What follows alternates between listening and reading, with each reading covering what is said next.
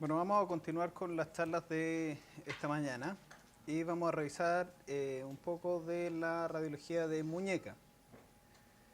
La muñeca es una estructura que es compleja para estudiar desde el punto de vista radiológico porque es una articulación que es pequeña, que tiene mucha estructura en muy poco espacio y que está sujeta a sufrir hartos tipos de patología.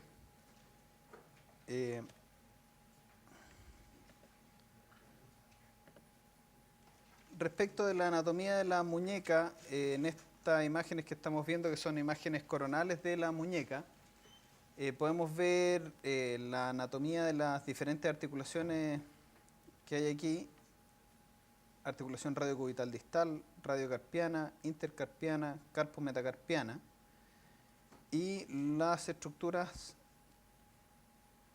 que permiten una adecuada congruencia de las diferentes superficies articulares. Dentro de esas, muy importante esta estructura que están viendo acá, que corresponde al fibrocartílago meniscal, que por supuesto, como lo dice su nombre, es un fibrocartílago que va desde el cúbito hasta el radio. Y en el cúbito se va a originar en el surco que está entre la apófisis estiloides y la cabeza del cúbito, y va a tener un trayecto transverso hasta unirse al borde radial de la articulación. Este es un fibrocartílago que tiene un grosor normal. Después vamos a ver qué es lo que le puede pasar al fibrocartílago meniscal triangular.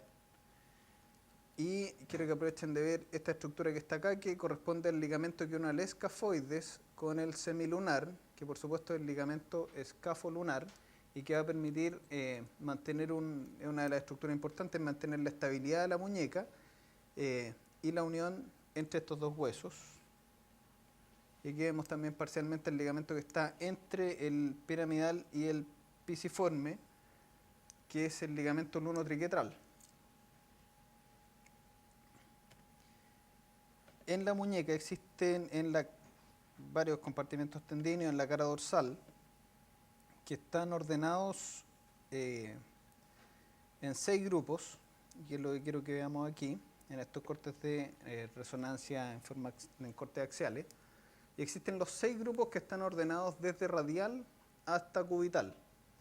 Entonces se enumeran desde el 1 al 6, por supuesto, y en el compartimento número 1 tenemos el extensor corto y el abductor largo del pulgar, que son los que están viendo ahí.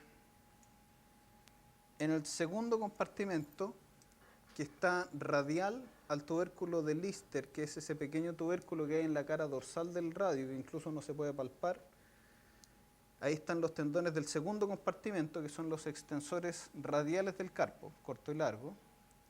Y pueden ver cubital respecto del tubérculo de Lister, pueden ver ese pequeño tendón, que es el tendón extensor largo del pulgar, y que por supuesto tiene que hacer todo un trayecto oblicuo para llegar al pulgar, que está en la porción más radial de la articulación, así es que va a atravesar.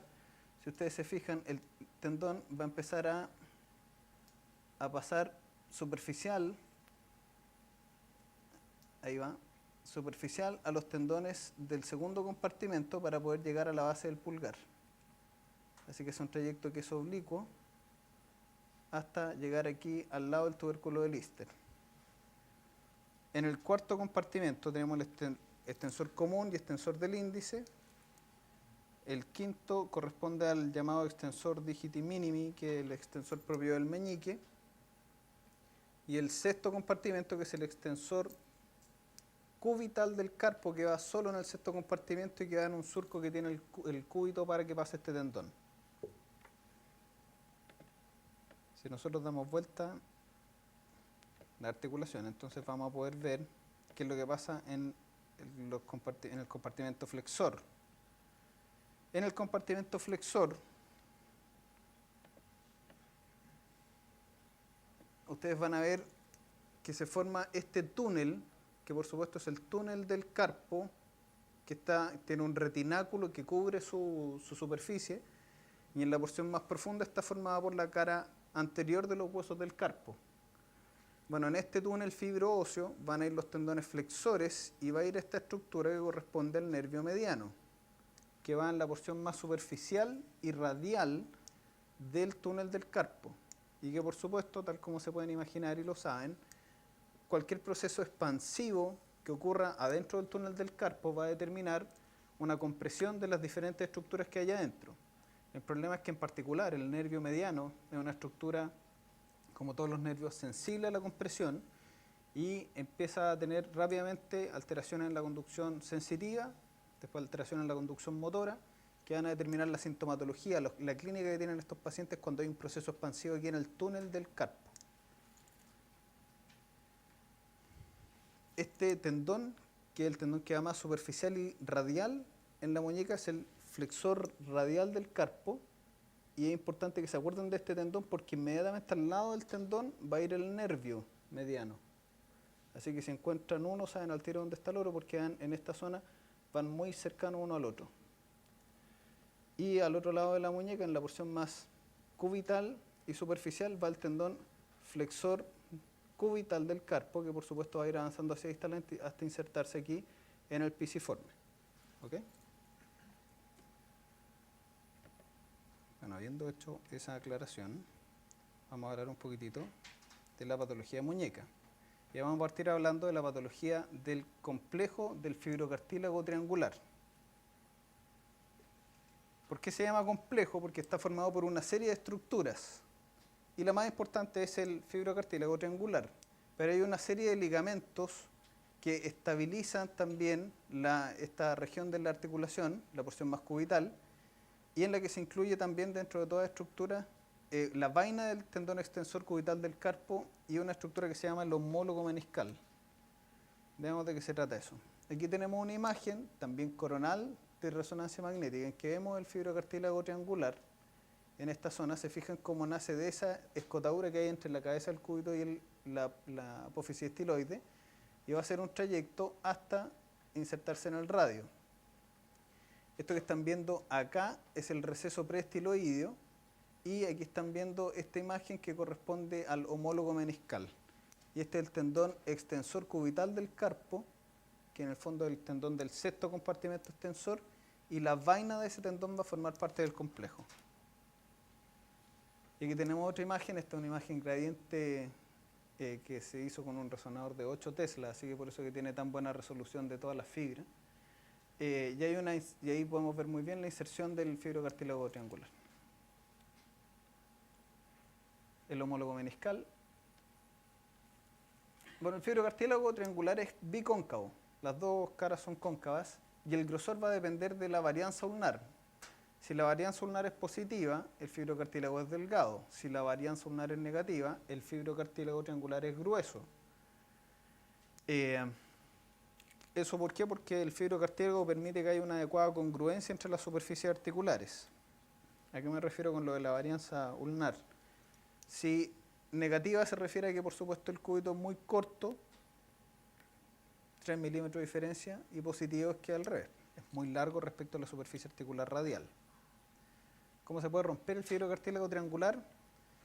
Hay una clasificación que las diferencia en dos tipos, traumático o degenerativo. Las lesiones traumáticas tienen todas estas variantes, en que depende si se lesiona próximo al radio o a la inserción cubital, o si se asocia a lesión de los ligamentos, o si la avulsión es de la porción radial.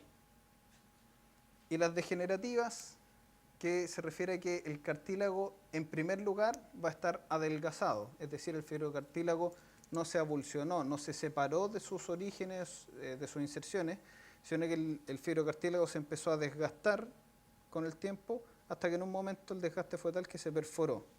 ¿Okay? Así que, por supuesto, como algo degenerativo, va a ir evolucionando desde un adelgazamiento y después acompañándose de condromalacia, del semilunar o del piramidal, o con perforación y lesión de ligamento, hasta llegar a la etapa más grave, más avanzada, en que ya se acompaña de una artrosis cúbito-carpiana. Si ustedes se fijan acá, el fibrocartílago triangular no tiene el aspecto grueso normal que habíamos visto en la secuencia original, sino que es un fibrocartílago que está muy adelgazado. Así que en esos casos tienen que pensar en una lesión degenerativa, o sea, lesión tipo 2. Y no vemos perforación en este caso. Es importante tener esto en cuenta. porque por supuesto va a cambiar la conducta y esa es la importancia de la clasificación. Estos cambios degenerativos del fibrocartílago triangular se van a asociar a un fenómeno que se llama un síndrome de impactación cubital, que va a ocurrir en general en pacientes con varianza ulnar positiva, pero no es requisito que lo tenga. Y va a ocurrir una impactación entre la epífisis distal del cúbito contra el fibrocartílago triangular y los huesos semilunar y piramidal. ¿Y cómo se ve eso? Por supuesto, un cúbito con una varianza ulnar positiva que va a desplazar al fibrocartílago, lo va a adelgazar por desgaste y además vamos a tener estos fenómenos de condromalacia en que se adelgaza mucho el cartílago y empezamos a ver todas estas lesiones quísticas y edema en la porción más proximal y cubital del hueso semilunar y en la porción más proximal del hueso piramidal. Y aquí tenemos entonces una lesión con adelgazamiento del cartílago, del fibrocartílago triangular, pero además con perforación. Y esto entonces es un síndrome de impactación cubital. De los ligamentos de la muñeca, por supuesto, tal como lo habíamos hablado, el escafolunar y el luno triquetral.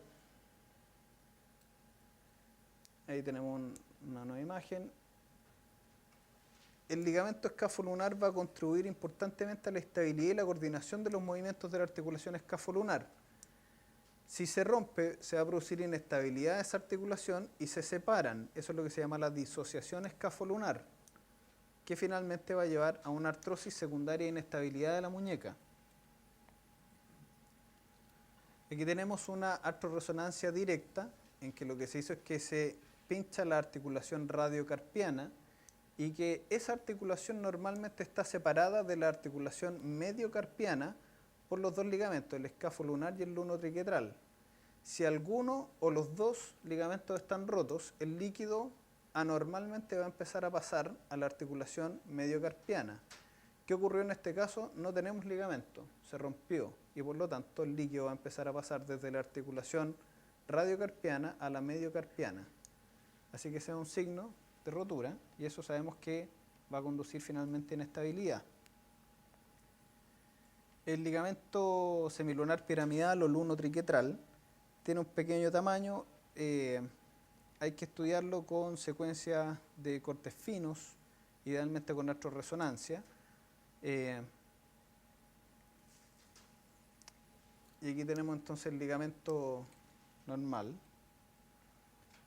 Quiero referirme a la inestabilidad perilunar progresiva, que es nada más que la manifestación de la lesión de los diferentes ligamentos en la muñeca. ¿Qué es lo que ocurre? Cuando el ligamento escafolunar, el luno triquetral y otros ligamentos de la muñeca se rompen, el problema no es que se comuniquen las articulaciones, el problema es que la movilidad de los huesos del carpo va a ser anormal. Va a ser anormal la posición en reposo y va a ser anormal la dinámica al momento de hacer los diferentes movimientos con la muñeca. Y esa inestabilidad es lo que va a producir finalmente artrosis.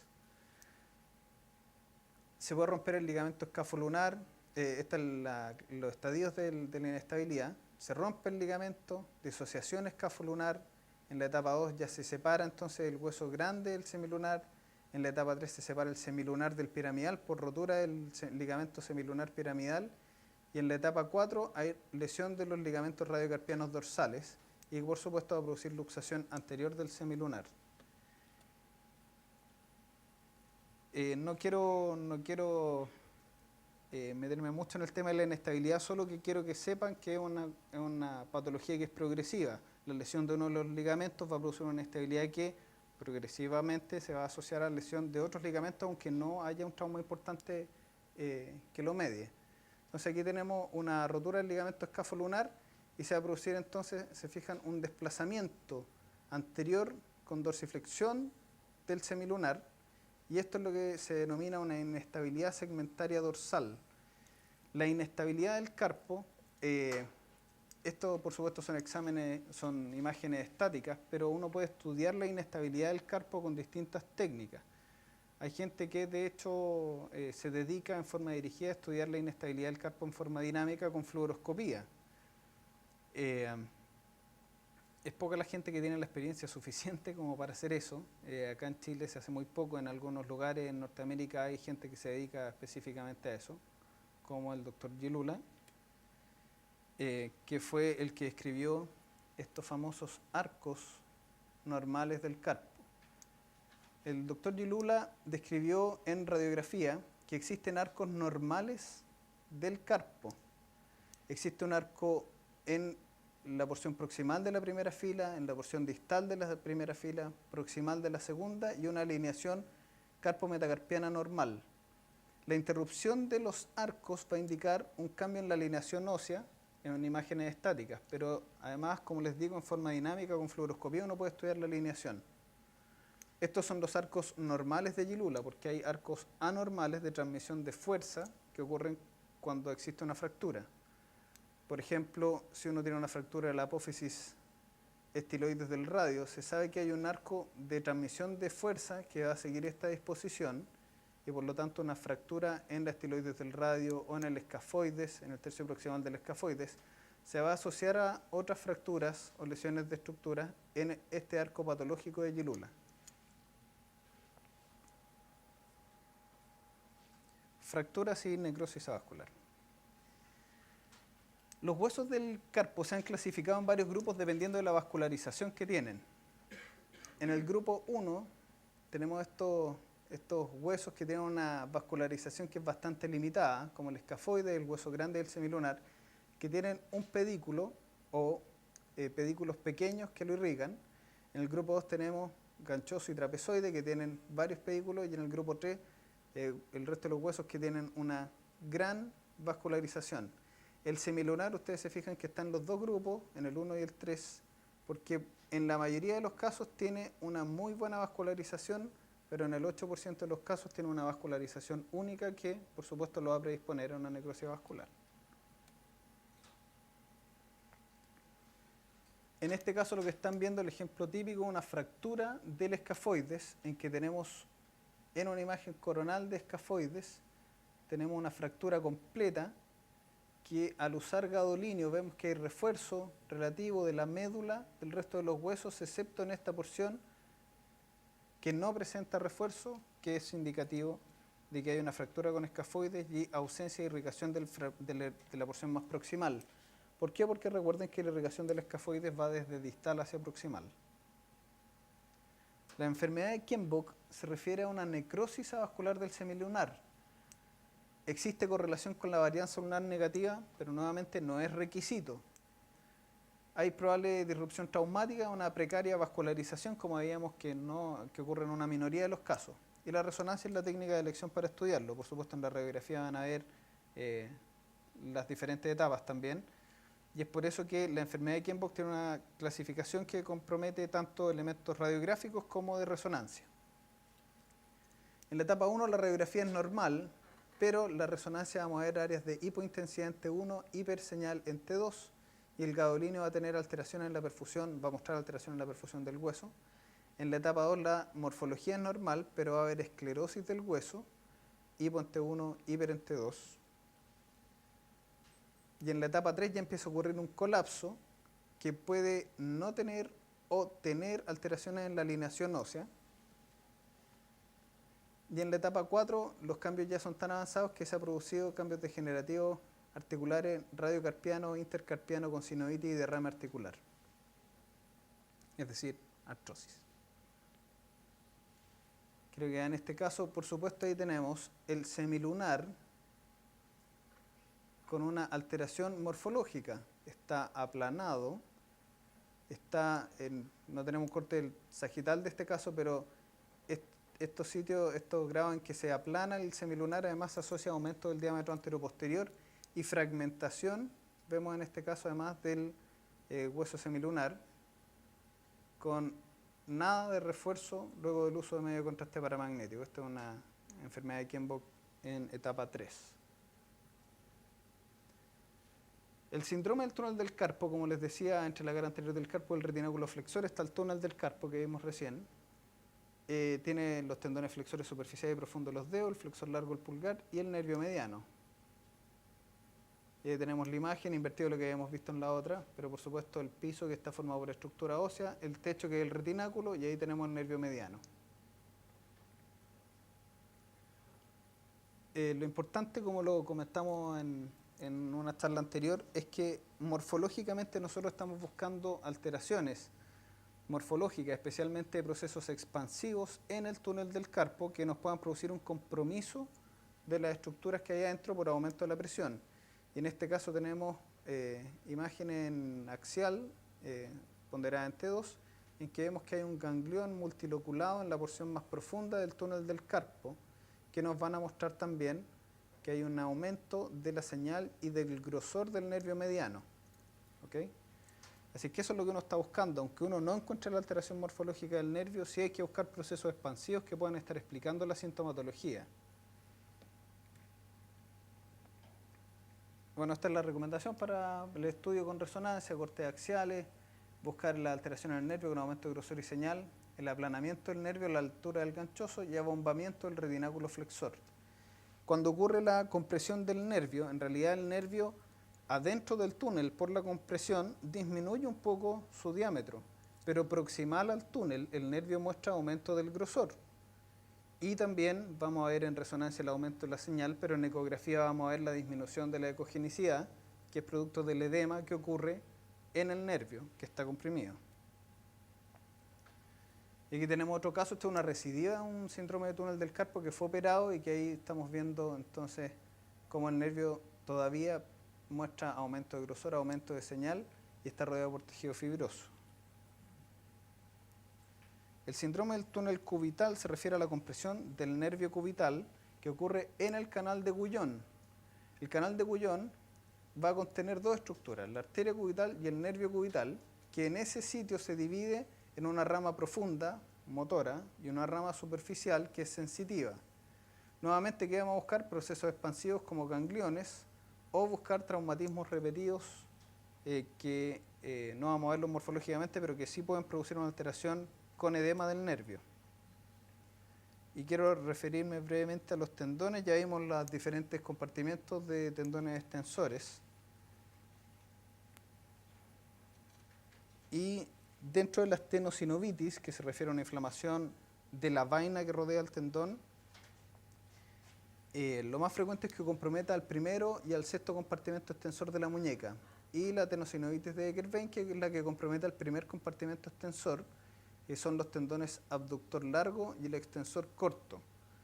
Nuevamente, el que no encuentre una alteración morfológica no significa que no haya molestias. Estos pacientes pueden tener molestias, pueden tener clínica de una tenosinovitis, pero no es necesario que en el 100% de los casos encuentren inflamación, es decir, aumento, engrosamiento sinovial o aumento del líquido en la vaina de los tendones.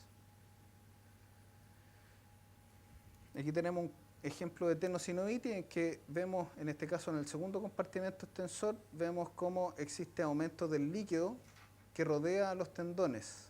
En etapas más avanzadas se va a producir además alteración morfológica no solo de la vaina, sino que de los tendones que van en ese compartimento. Y aquí tenemos un caso de una tenosinovitis de Eckerbein, en que ahí van los tendones que están engrosados y en un corte axial también muestran aumento de grosor. Esto es en coronal y axial de T1. La primera articulación metacarpofalángica tiene 3 ligamentos que la estabilizan: el ligamento colateral cubital, radial y palmar. Lo importante es que existe una alteración que tiene nombre propio, que es el dedo del esquiador, en que se rompe el ligamento colateral cubital de la articulación, que es por el típico mecanismo en que el bastón del esquiador a uno le lleva, si uno deja el bastón atrapado y uno tiene el bastón agarrado de esta manera, va a llevar el dedo empujándolo hacia atrás y rompiendo el ligamento colateral cubital que está justo en esa zona. Tiene otros nombres también, dependiendo de la actividad de la persona que está realizando la lesión. Pero lo importante es que se produce eso, un movimiento en que hay una hiperextensión del ligamento colateral cubital. Aquí tenemos entonces la primera articulación metacarpofalángica en imagen coronal en T1, coronal en gradiente. En este caso lo que estamos viendo es una lesión, pero el ligamento colateral radial de la primera articulación. El ligamento colateral cubital en este caso se ve bien. Y creo que además de la lesión del ligamento, como hay edema de las partes blandas que rodean al ligamento. Y la lesión de Stener, que se refiere a la lesión del ligamento colateral cubital, pero que va a ocurrir una interposición de la aponeurosis del aductor del pulgar entre los cabos del ligamento, y por lo tanto, si los cabos del ligamento quedan separados por la aponeurosis y no se juntan ni quedan adyacentes entre sí, no va a ocurrir cicatrización, y esa lesión es quirúrgica, porque no hay otra manera de poder estabilizarlo que sacar la aponeurosis y juntar los extremos del ligamento.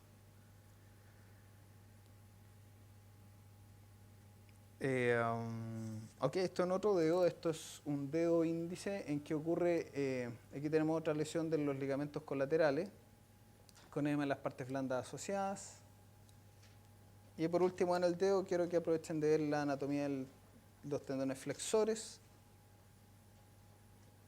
y cómo los tendones flexores tienen una serie de retináculos que no vamos a detallar ahora, y que hay una serie de retináculos que son anulares y otros que tienen forma de C, y que la lesión de los retináculos habitualmente es de los retináculos proximales, de estas poleas proximales, que al momento de romperse se va a producir una separación del tendón respecto de los huesos. La patología tendínea, por supuesto, lo mismo que hemos hablado en la otra, lesiones de tendones en diferentes partes del cuerpo, y quiero que vean en forma dirigida cómo uno puede ver por resonancia o por ecografía en forma dirigida cómo tienen los tendones en condiciones normales, pero puede tener inflamación de la vaina que rodea los tendones flexores. En conclusión, se puede usar estas presentaciones de resonancia, por supuesto, pero pueden usar otras técnicas como la ecografía, que tiene una muy buena resolución para ver lesiones superficiales, es decir, nos va a permitir ver muy bien las lesiones de muñeca, de los dedos, y es una técnica que da muy buenos rendimientos, y por supuesto es más barata que la resonancia.